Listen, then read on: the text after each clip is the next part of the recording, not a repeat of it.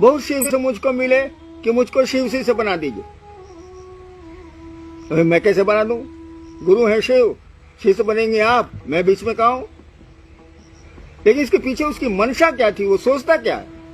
वो सोचता है कि शिव से बनेंगे, कुछ अलौकिक शक्तियां आएंगी और मेरा सम्मान बढ़ेगा।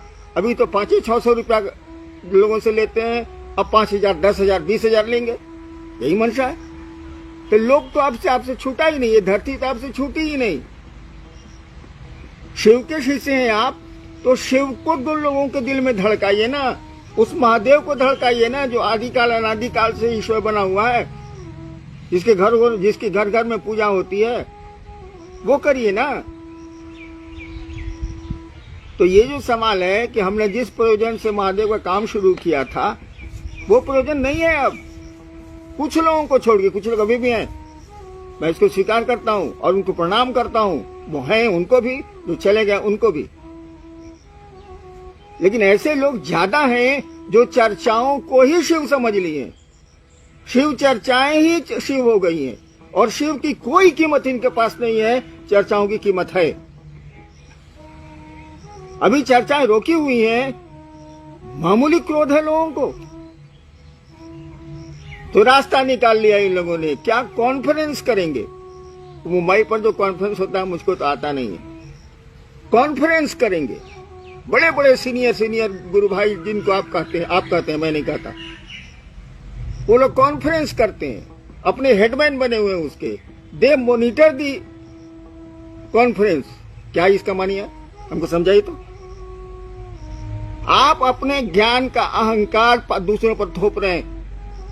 आप समझ रहे हैं कि आप बहुत ज्ञानी हैं, इसीलिए 20, 50, 100 को जुटा लेते हैं आप कॉन्फ्रेंस पर।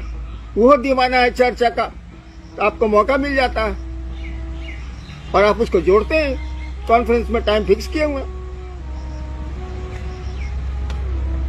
मैं इसका विरोध नहीं करता, लेकिन अगर आप जिज्ञासा वाले मन से कॉन्फ्रेंस कर रहे हैं तो करिए, लेकिन आप तो अपना ज्ञान उड़ेरने के ख्याल से करते हैं।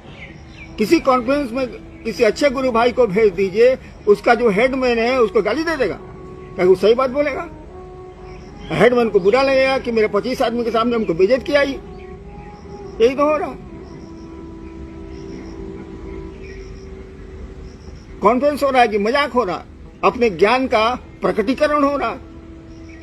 अरे शिव जो दया के अक्षर स्रोत हैं, वहां लोगों को नहीं प्रेरित कर रहे हैं आप, वहां लोग नहीं जा रहे हैं, शिव से नहीं जुड़ रहे हैं, ज्ञान से जुड़ रहे हैं। ज्ञान हमेशा खतरनाक होता है। कहा जाता है कि ज्ञान के कांटे से अज्ञान को निकाला जाता है और फिर दोनों कांटे फेंक दिए जाते हैं, ज्ञान का कांटा बिगड़ता है। इस सवाल पर मैंने थोड़ा सा कड़ा बोल दिया, माफी चाहता हूं, क्योंकि अब तो मैं मरने वाला हूं। आप गुस्सा करके भी हमको ज्यादा क्या कर सकते हैं? मरने वाले को फिर तो मारिएगा नहीं, लेकिन मैं बोलूंगा जरूर, मैं कहूंगा जरूर। और महादेव की दया हुई तो कुछ अच्छे लोगों में शिव व्यक्त होंगे, तब क्या कीजिएगा? अभी तो मैं अकेला हूं, लेकिन अकेला रहूंगा नहीं मैं।